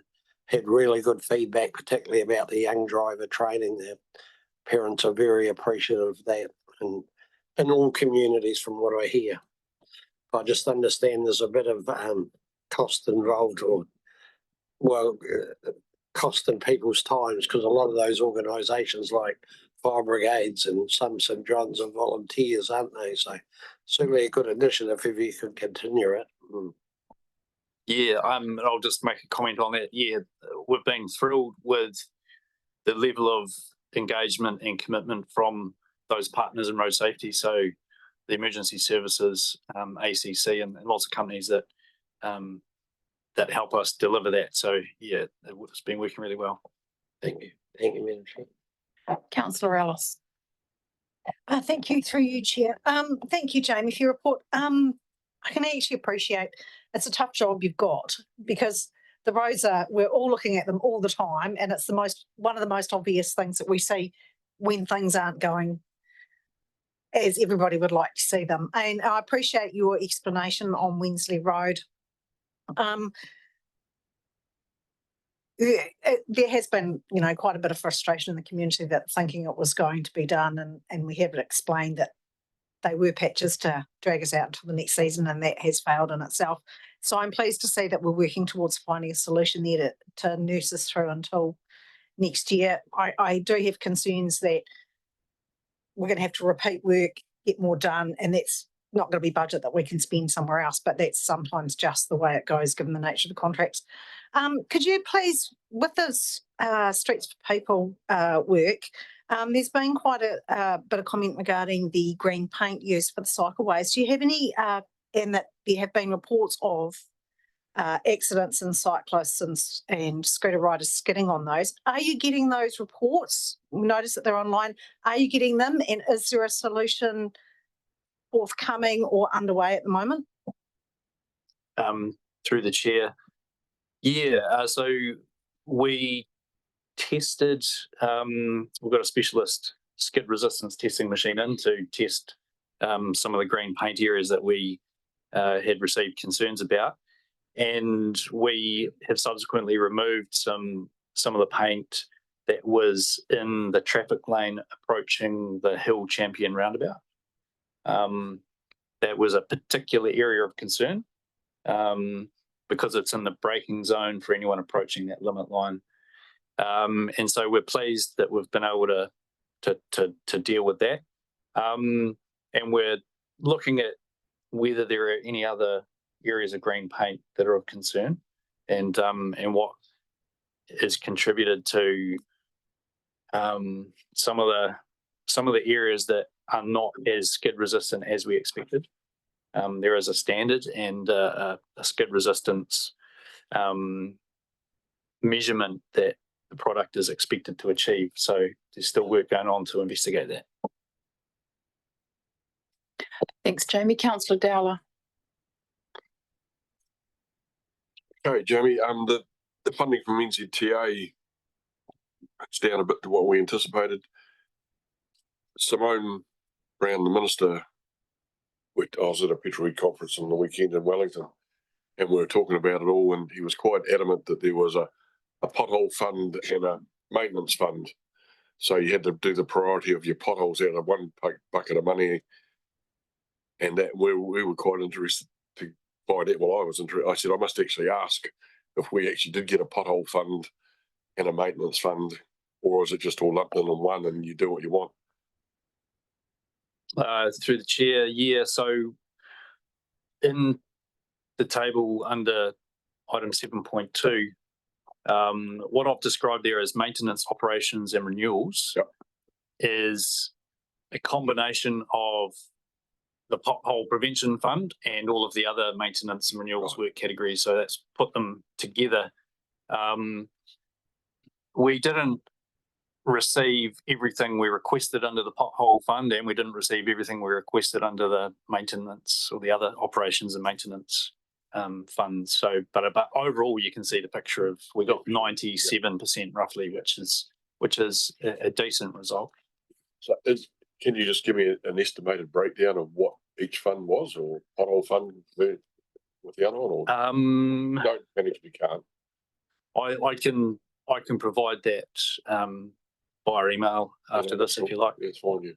Okay, number two, just to the Mapua Ferry. I see the contract's going out shortly to set it up for the next season or something. Is there any chance of getting the frequency of the crossing any more than once an hour? My sister-in-law took all her grandkids, 6 of them, for a bike ride. And kids being kids, they were coming back from Rabbit Island and got mucked around, and they missed the ferry by about 7 minutes. And she said the kill time for an hour on Rabbit Island is just about impossible with that number of kids. She wanted half an hour, but I said, well, no, I don't think you'll get half an hour. So, but anyway, the one other time when I was out there, I did have a look, and the guy just sits in the boat and reads a book. He does nothing else, just reads a book. So I don't know whether it can work. It can be more frequent or not. Through the chair. So the operator tells us that if they leave people behind because there's too much demand, they will return and, you know, take care of whoever's waiting. I believe there is also a sign with a phone number on it that can be called. But yeah, in terms of offering a higher level of service or more frequent sailings, that's been explored repeatedly over the years, and it's something the operator actually has tried before, and where they've landed with their current schedule is kind of the optimum in terms of cost and service. Because we've also had requests to extend the time frame, so do some earlier services and some later services, and it's just it just doesn't work out. Because I'm not a biker, it doesn't worry me, but I just thought I'd bring it to the table. Yeah, totally sympathise, and yeah, if you miss, I understand that if you call, if the operator clearly can't see you, if you call the number, they'll consider coming over and getting you. Thanks, Jamie. Councillor Shellcrest, then Councillor Walker. Yeah, I've just got a couple of things. The e-buses, can we just confirm, do they have a diesel generator on board as well? The fully electric buses do not. Okay, no, that's right. I was just double checking because I've heard a rumour, but I didn't believe it. So thank you. The other one was just on the Upper Queen Street, the change we've made outside the dairy and the sprig there. I did a bit of research at the dairy while I was buying some lollies the other day, had a chat to the lady that owns it and just asked her about how it's going, and she reckons her numbers are down like between 30 and 40%. So it's just a bit of feedback. I mean, it's one of those things. It's hard to know what changes are good or bad for some people, but it was just some feedback from the owner because I know it's been talked about a few times. Thank you, Councillor Walker. Thank you, and through you, Madam Chair. Jamie, this piggybacks off a little bit about the conversation that Councillor Kidimoff had before around Stafford Drive. I've had a few people in the community talking to me about, well, it was great that that weather event didn't create any more of that cliff to fall down, because currently it is our only night route to get on that side from here, because, you know, the state highway is closed every night currently, and my understanding is they've got an extension on that. So people are coming through, people have been coming through Ruby Bay, yeah, and going up Stafford Drive, and there's been a lot of traffic management, light set up every night and removed every morning. My community are wanting to have assurance that that traffic management hasn't come at a cost from us at Tasman District Council, and what was the backup plan if that cliff had have crumbled and we were using that as our detour route? I can confirm that any of the traffic management costs associated with the Ruby Bay bypass closure have been covered by NZTA. In terms of a backup plan, if the Stafford Drive route was unavailable, the backup would be that NZTA would have to deal with their traffic in a different way.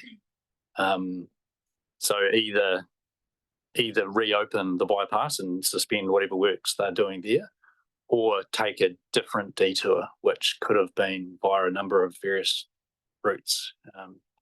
So I'm not familiar with the details of their contingency planning. Thank you, Councillor Butler. Thank you. Yeah, just wondering if there's any update at all about funds from NZTA about the pavements and cycle paths renewal. You've got it, you know, I know it's a blank in the report, but I just wondered if there'd been any news at all. No, through the chair, no, not at this point. As soon as we find out, I'll circulate that information. That would be good, thanks.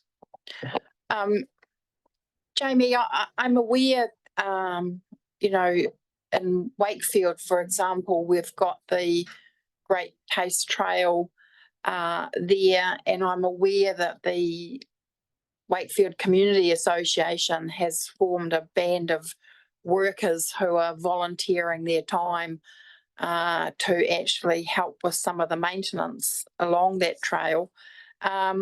So how valuable is that community contribution to the maintenance of those trails, and how do we make sure that we actually recognise and value that community effort?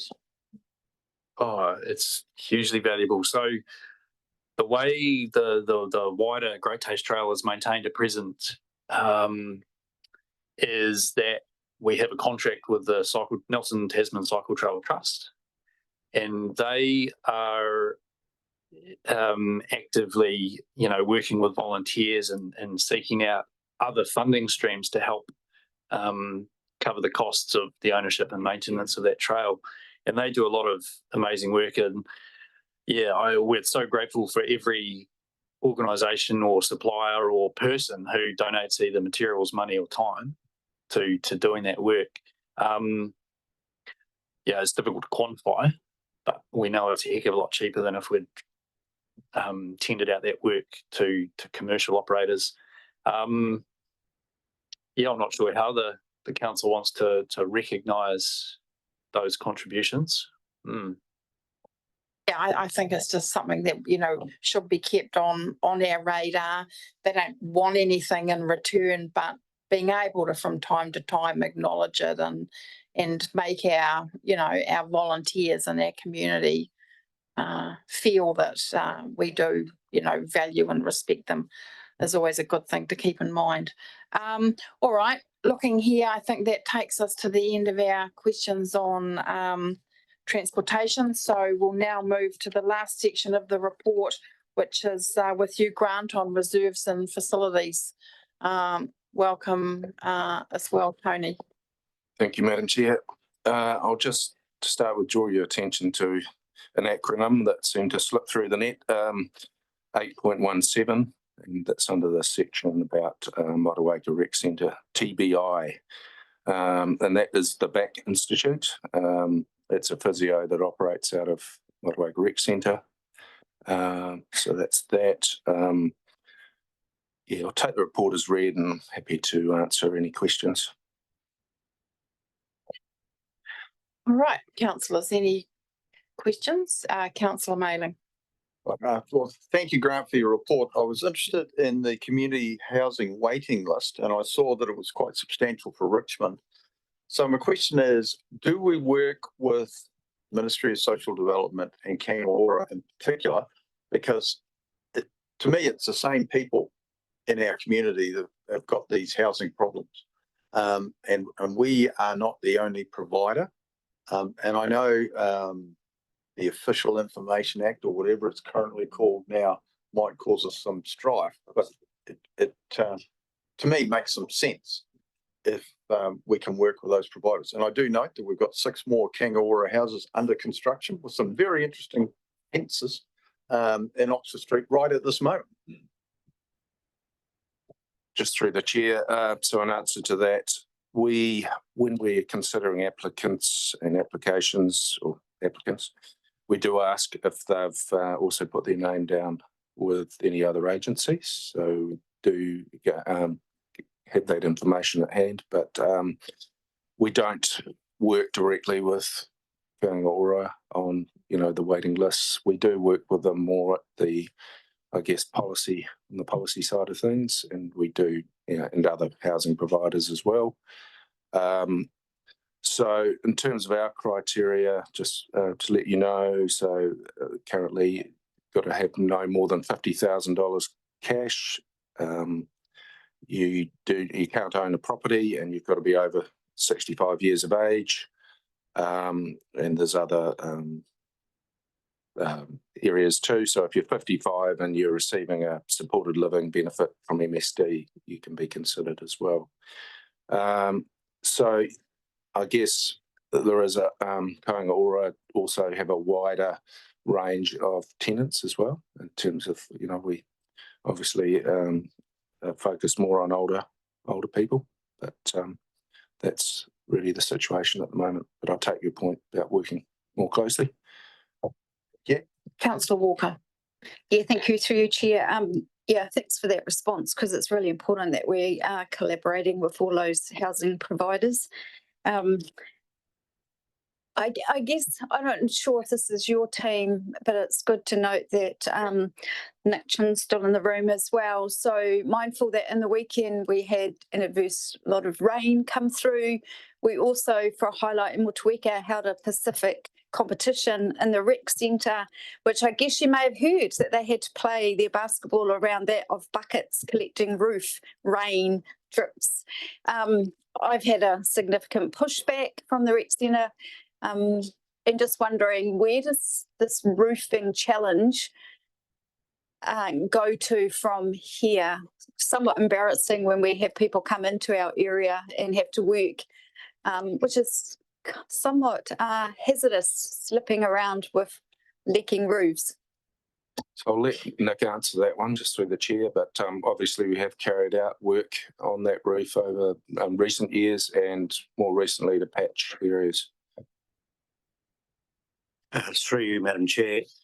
We met with Goldman's last year, who have been the main contractor working on that roof. Quite a substantial amount of work has taken place. We've recoated it, we've replaced a lot of long run tin.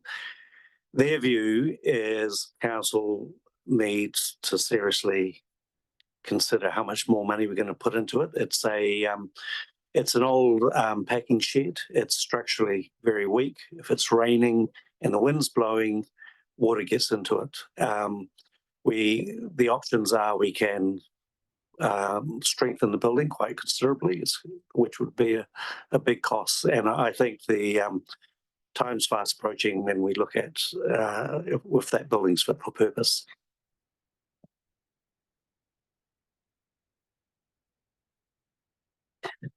So if I may just one further question is, so how do we mitigate the risk factor? Because I hear we've pumped a lot of resources into it, and I don't deny the fact that you haven't, done your due diligence, you worked out what's required, but it certainly appears like a Band-Aid on a problem. We've got a long-term plan submission, passing through full council this afternoon. This does not feature on there, but a pool does. We've created our own pool with a leaky roof, per se. I felt uncomfortable that there is no, I have not been privileged to any conversation as to where to from here. We're still operating the rec centre. The new management are doing a phenomenal job. The centre is, the occupancy is going up and up and up. The community are quite happy, except for our leaky roof.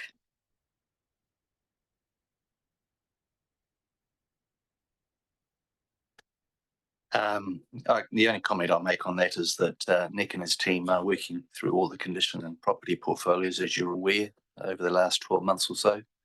And until we get a whole picture on all our properties around and buildings around the district, we can come to you with a priority list.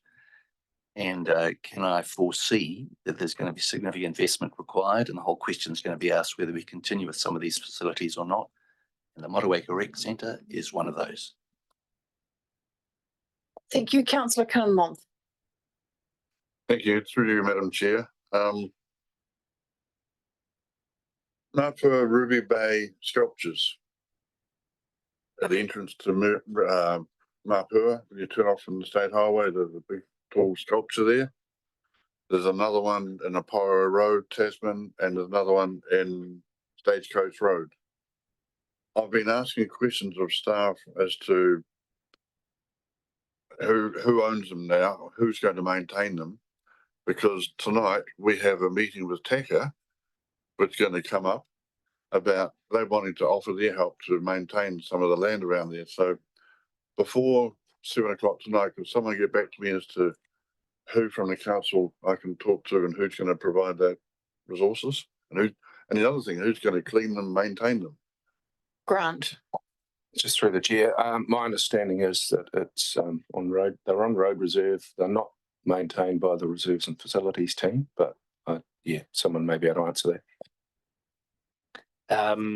Yeah, I'll just need to go back and double check, but the arrangement we've had with some of the, what are they called, sculptures that have been there for a while, is that there is a license to occupy agreement, so a written agreement between the council and the group that or the trust that funded and installed them, and yeah, there are details shared between council and the trust around how maintenance will be carried out, but I'll just need to come back and provide you with a bit more detail. Could it be before 7 o'clock tonight, or is that too much of a rush? I'll delay them another month. We'll talk this afternoon. This is not the first time something like this has cropped up through you, Madam Chair, with structures on roads. Groups get permission to put them up, and historically, often we haven't had a license to occupy arrangements, and they've just been sat there. And now, when the maintenance comes on, everybody looks at the council because it's on council road. We should be maintaining it. So this again is another thing caught up in this, and Jamie may be able to find out some information, but then he may not. So the question is who actually initially installed them, and if that's the case, and there's no memorandum of understanding, and the like, then perhaps they're responsible for the maintenance of them. So that's the default position we would take, unless we've agreed otherwise. Thank you. Councillor Butler. Thank you. Through you, Madam Chair. I suppose it's the same theme that Richard's just been talking about, and it's the East Takaka Playground, which is, I'm not fully clear about the situation, but I understand that the residents put up their own playground, or the report says that the playground is not funded by the Reserves Committee. So I know a report has gone to the Golden Bay Community Board, but I'm just sort of, I think it would be really good for us to have a really thorough look at the situation, because the residents are questioning the opinion that it's actually not, that the playground itself is not safe, because I think they put it up. Yeah, so it's just a very tricky situation, and I don't want to put you on the spot here now at all, but just to say that I think when it comes to the community board, they need to sort of have all the information, including about why the residents have been told that the playground, that the swings have to be demolished, because in their view there's not a reason for that. So just one of these situations where I think council owns the land, but there's someone else's structure on it. Just through the chair, I'm not aware of who actually built the playground in the first place. It sounds like it was the community input in that. We're responsible for it now, being on council land. We had an assessment carried out a couple of years ago of all the playgrounds. That one was flagged up as having some deficiencies, safety issues. So decision was made to replace it, take out some parts of it and put in some new equipment. So I understand that there's been more communication recently and with the board members, and Richard's got staff working on a compromise, essentially trying to retain some of the original playground and replacing some of the parts of that. It is something we've got to be pretty careful about. We have had professional advice to say that it's subpar, and we just have to make sure that we deal with that satisfactorily. I understand that there's not a great deal of use of that playground, but doesn't mean to say that it shouldn't be there. But Richard may want to just add something on that. Through the chair. So the report showed us a number of issues, as well as the age of the equipment. We had some toggle entrapments, some full surfaces which weren't up to standards, and some structures like homemade ladders were quite sharp, and if a child was to fall on them, then they would get seriously hurt. So it's about mitigating these issues. So my understanding is we'll put one new piece of equipment in, so a swing, and then the other issues we'll deal with at the time. So we'll expand on the fall surface so that if they do fall off the castle or the fort, sorry, then they'll have a reasonable safe landing. The steel ladder is an issue. It also causes a toggle entrapment. So if a child falls off the ladder, and if they've got loose clothing, then they can get caught up and you can get a strangling effect sometimes. But the main thing with the ladder is the sharp edges and bits and pieces. But it's all sort of doable. We do have to address it, but we can keep hopefully the original sort of concept feel, and I think that's what the committee's worried about. So Lane is working through that with them, and I think they're making some good progress. That's great, as long as the communication keeps going. And of course, these are country folk and their children are used to,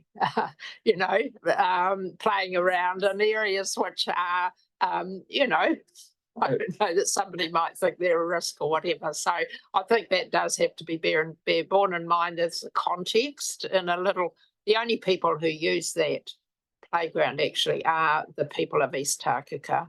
And it is their gathering area, one of their gathering areas. Yeah.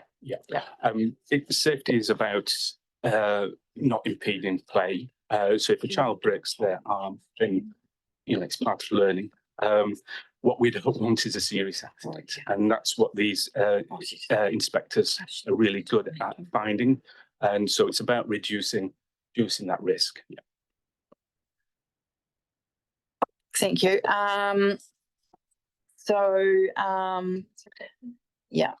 Just an area for improvement, I think, Grant, suggestion in your report, the table we've got under community housing with the wait list, what I would actually find really useful if you could convert that into a trend over time, because I can't see from the data whether our wait list is growing or getting smaller. So if we could get the data showing trend, I would find that a lot more useful instead of static at a point in time. And then can I just say there's a high level of excitement in Wakefield at the thought that the playground at Faulkners is going to be starting next week. So really thank you very much for all the work that you've been doing there. It's super exciting. And then I think lastly we'll come to Councillor Dakey. Yeah, real quick. On page 90 it says Langford Reserve, but I presume it's Langdale in Richmond. So good to see the seats and planning's finally going to occur. Been a long wait for residents to get somewhere to sit. They've had some nice hard landscaping paths, but nowhere to sit for about 6 months. So good to see that's going in. But my actual question was Chelsea Ave, Harriet Court, and the Winsley House residents who walk there daily. Are we putting a seat in there, fingers crossed, at the same time we're doing the other work? Through the chair. So yes, so a lot of work has been delayed because we've had such a dry summer, and there's just been no point in progressing some of this. So there's 3 trees and a seat will go into Harriet Chelsea Ave Reserve, and then Langdale. I'm still working through some of the planting schedule, but I'm hoping to kick that off in July, and we have been holding off because of budget as well as Oh, I thought you had your hand up, Jamie. Not sure that's appropriate.